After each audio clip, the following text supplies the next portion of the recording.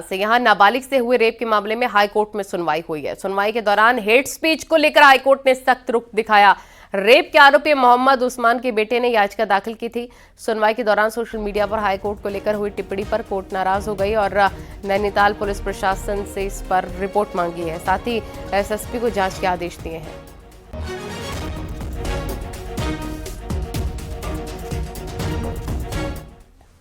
हल्द्वानी के गोलापार इलाके में एक बार फिर से सीएम धामी की जेसीबी गरजी है। यहां देवला तल्ला इलाके में 3 हेक्टेयर जमीन पर राजेश रावत नाम के एक प्रॉपर्टी डीलर ने तकरीबन 150 प्लॉट की कॉलोनी काट दी और इसे विशेष तौर पर मुस्लिम लोगों को बेचा है। कॉलोनी काटने से पहले राजेश रावत ने ना तो प्राधिकरण से कोई परमिशन ली, ना ही रेरा से। यही वजह है कि जिला विकास प्राधिकरण ने इस कॉलोनी के ध्वस्तीकरण का नोटिस दिया था। इसके बाद गुरुवार को प्राधिकरण की टीम ने पहुंचकर अवैध निर्माण और प्लॉटिंग की जेसीबी से ध्वस्त कर दिया।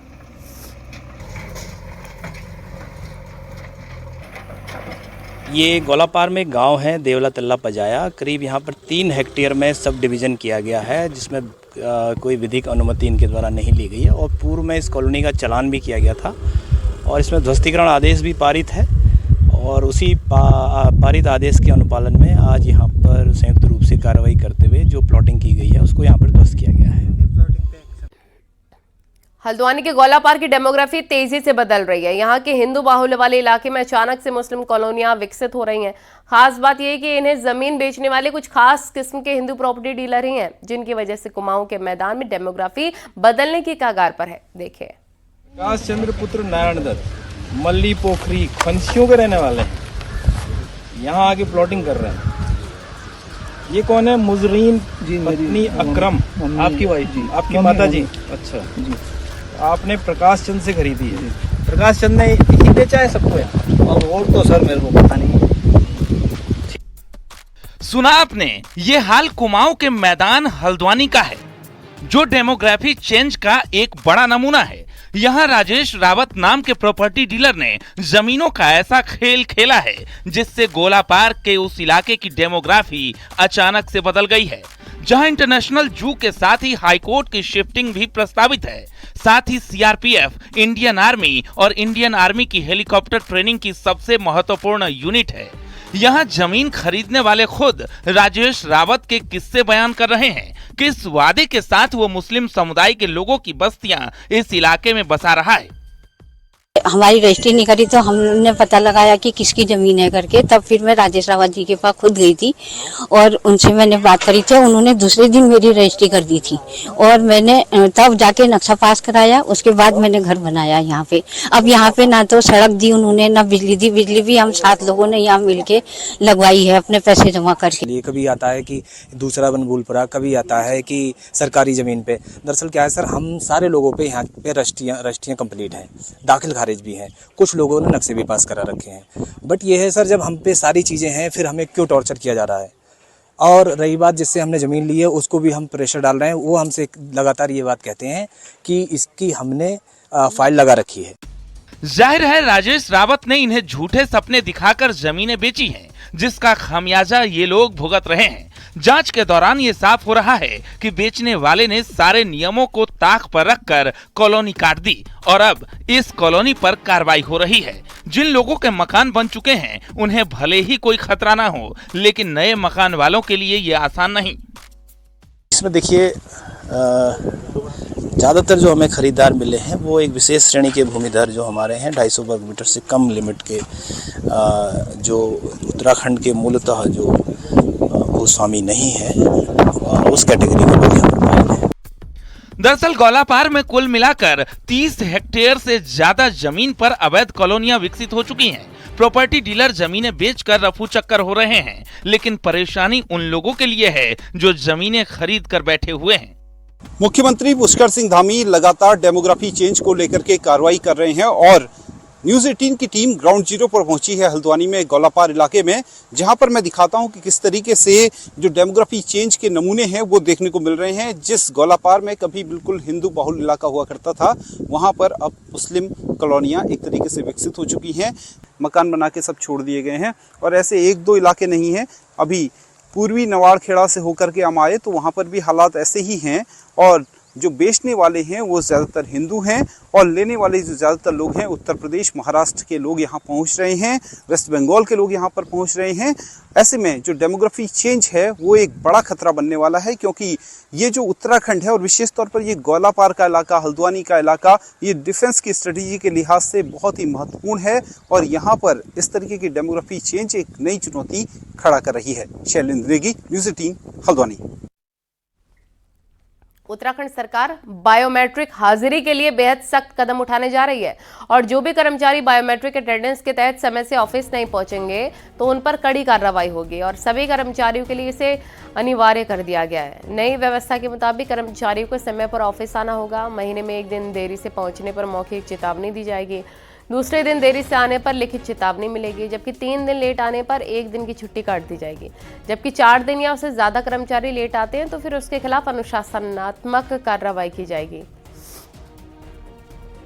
बार फिर इसे रिव्यू किया है और अब नए आदेश जारी किए गए हैं कि आपको प्रतिदिन, खासकर अगर मैं सचिवालय की बात करूं, ये सचिवालय की बायोमेट्रिक मशीन है, ये निर्देश जारी किए गए हैं कि 9:45 तक हर कर्मचारी और अधिकारी का बायोमेट्रिक अटेंडेंस यहां पर लग जानी चाहिए और उसके बाद 10:30 बजे संबंधित विभागाध्यक्ष या संबंधित सचिव इसकी समीक्षा करेंगे। कौन कर्मचारी कितने दिन देरी से आ रहा है इसको भी निर्धारित किया गया है और यदि 4 दिन या उससे अधिक दिन आप 1 महीने में देरी से ऑफिस पहुंचे, निर्धारित समय पर ऑफिस नहीं पहुंचे तो आपके खिलाफ अनुशासनात्मक कार्रवाई भी हो सकती है। कैमरा पर्सन दीपक उपाध्याय के साथ सुनील नौप्रभात, न्यूज़ 18, देहरादून।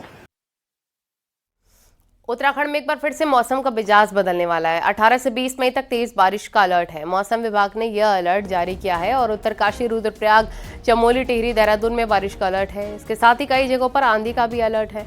मौसम विभाग ने यात्रा पर आने वाले यात्रियों से मौसम का अपडेट लेकर यात्रा पर आने की अपील की है। क्योंकि थंडरस्टॉर्म एक्टिविटी अगर तेज शावर्स में मिलता है तो कहीं ना कहीं आप देखते हैं कि फिर एकदम जो है जो जल स्तर है गाढ़ गदरों में कहीं पे वो बढ़ जाता है और लोग चपेट में आते हैं, तो वो चीज़ का ध्यान रखना है। तो मैंने जैसे बोला कि 18 से आगे बिल्कुल स्कैटर्ड एक्टिविटी होने वाली है, तो उसमें यही ध्यान रखने की चीज़ है कि लोग थोड़ा जो है उस समय सेफ जगह पे रुके और फिर उसके बाद आगे वो बढ़ सकते हैं।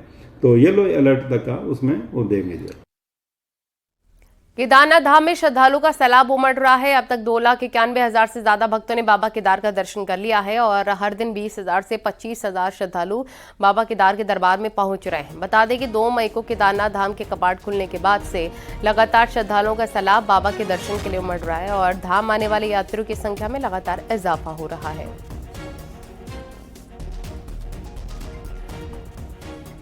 चारधाम यात्रा अब रफ्तार पकड़ने लग गई है। बद्रीनाथ धाम के कपाट खुलने के बाद अब तक 1,80,000 से ज्यादा श्रद्धालु बद्री विशाल के दर्शन कर चुके हैं और लगातार बद्री विशाल के दर्शन के लिए भक्तों की भीड़ बद्रीनाथ धाम पहुंच रही है। केदारनाथ धाम में श्रद्धालुओं के आने का सिलसिला जारी है। हर साल की तरह इस साल भी उस जो ध्यान गुफा है उसका क्रेज भक्तों में काफी दिख सकता है, जिसमें प्रधानमंत्री नरेंद्र मोदी ठहर चुके हैं। लिहाजा गुफा को चलाने वाला गढ़वाल विकास मंडल निगम इसकी पूरी तैयारी कर चुका है। देखिए।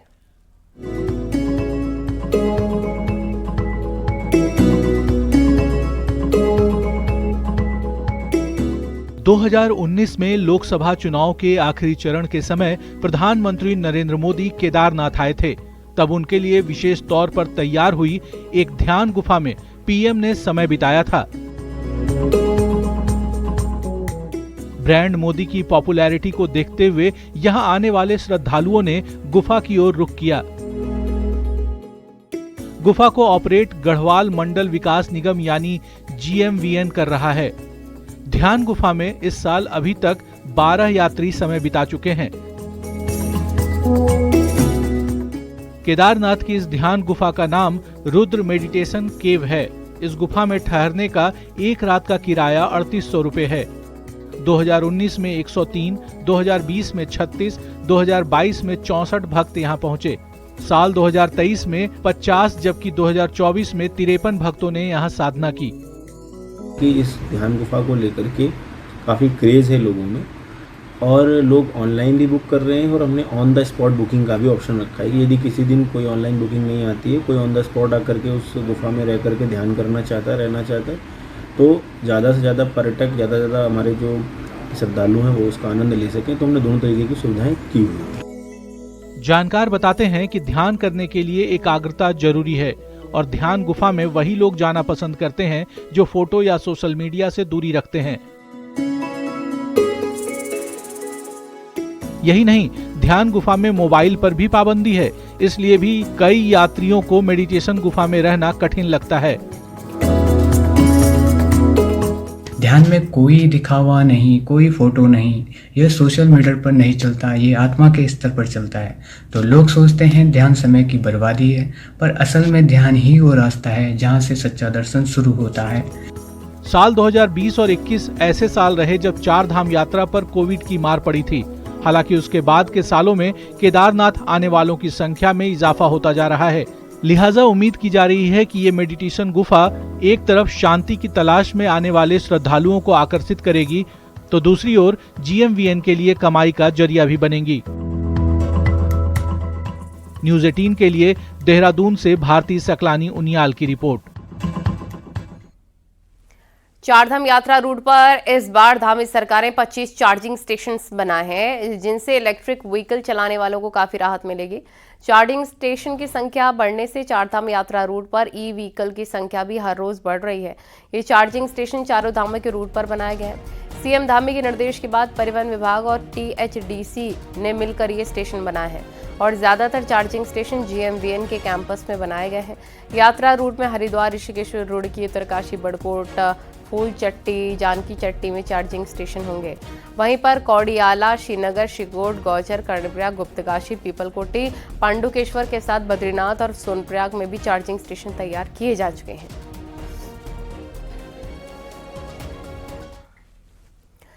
KMVN की आदि कैलाश यात्रियों का पहला दल बेस कैंप धारचूला पहुंच गया है। कुमाऊं मंडल विकास निगम के इस दल में कुल 20 यात्री शामिल हैं। यात्रा को लेकर सभी में काफी उत्साह भी है। निगम 1991 से आदि कैलाश यात्रा करवा रहा है। पहला दल शुक्रवार को धारचूला से गुंजी के लिए रवाना होगा। दल के यात्रियों ने पिथौरागढ़ में पेड़ भी लगाए हैं, साथ ही उच्च हिमालयी इलाकों में पर्यावरण संरक्षण के लिए शपथ भी ली है। दल के यात्रियों को मेयर कल्पना देवलाल ने हरी झंडी दिखाकर रवाना किया।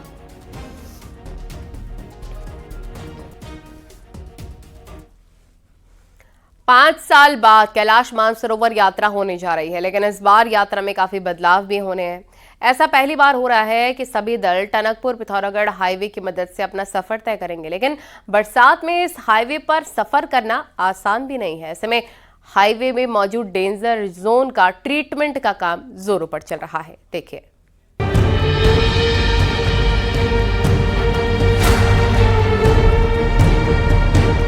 टनकपुर पिथौरागढ़ हाईवे के ऑल वेदर में तब्दील होने के बाद सफर तो काफी आसान हुआ है, लेकिन रोड बनने के बाद यहाँ ऐसे दर्जनों डेंजर जोन तैयार हो गए हैं जो कभी भी हाईवे की रफ्तार थाम लेते हैं। हालात तो ये है कि 150 किलोमीटर के हाईवे में 56 डेंजर जोन हर समय दरकने के लिए तैयार है। ऐसे में मानसरोवर यात्रा को देखते हुए इन डेंजर जोन का ट्रीटमेंट भी तेज होने लगा है।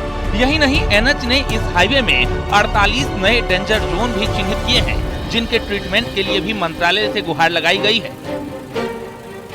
पिथौरागढ़ मार्ग पर कैलाश मानसरोवर यात्रा के मद्देनजर विभाग द्वारा 56 भूस्खलन प्रभावित क्षेत्रों पे कार्य किया गया है, जिनमें लगभग 95% तक कार्य पूर्ण हो गया है। फिलहाल 56 डेंजर जोन में 90% का काम हो चुका है। ऐसे में NH मानसरोवर यात्रा शुरू होने से पहले 100% ट्रीटमेंट का टारगेट लेकर चल रहा है।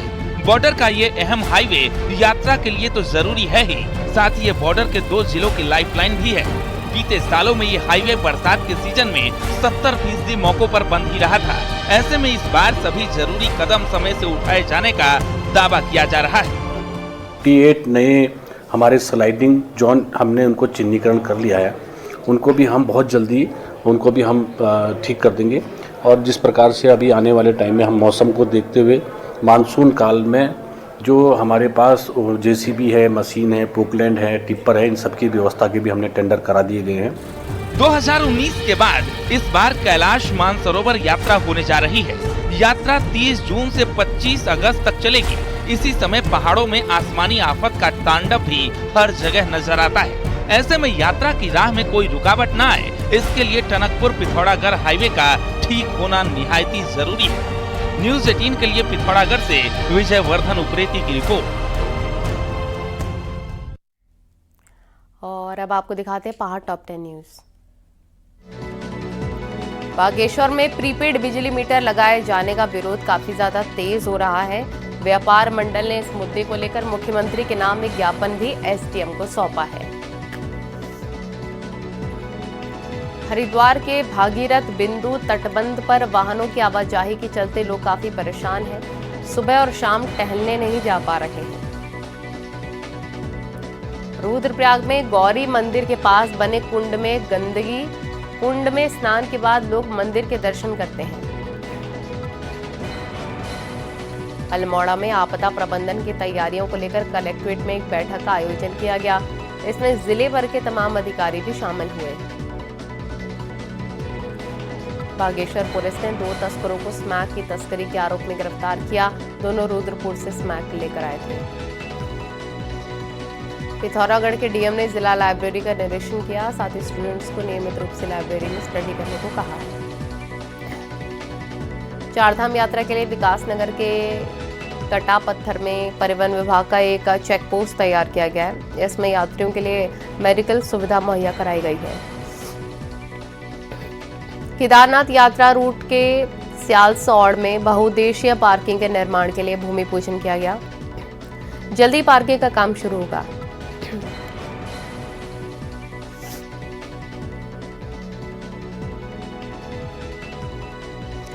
नैनीताल के रामगढ़ में जल जीवन मिशन में हुई गड़बड़ी से ग्रामीण काफी परेशान हैं और कुमाऊं कमिश्नर दीपक रावत को शिकायत पत्र देकर कार्रवाई की मांग की है।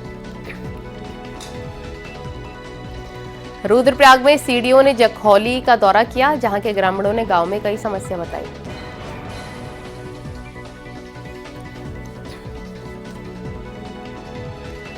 नैनीताल में सांप्रदायिक विवाद और भारत पाकिस्तान तनाव से कई स्टेशन में टूरिस्ट की संख्या में कमी दर्ज की गई है। खास तौर पर जबकि सीजन की शुरुआत हुई है। पर्यटन मंत्री सतपाल महाराज ने देश भर से लोगों से कहा है कि अब हालात सामान्य और टूरिस्ट उत्तराखंड के अलग अलग स्पॉट में घूमने आ सकते हैं।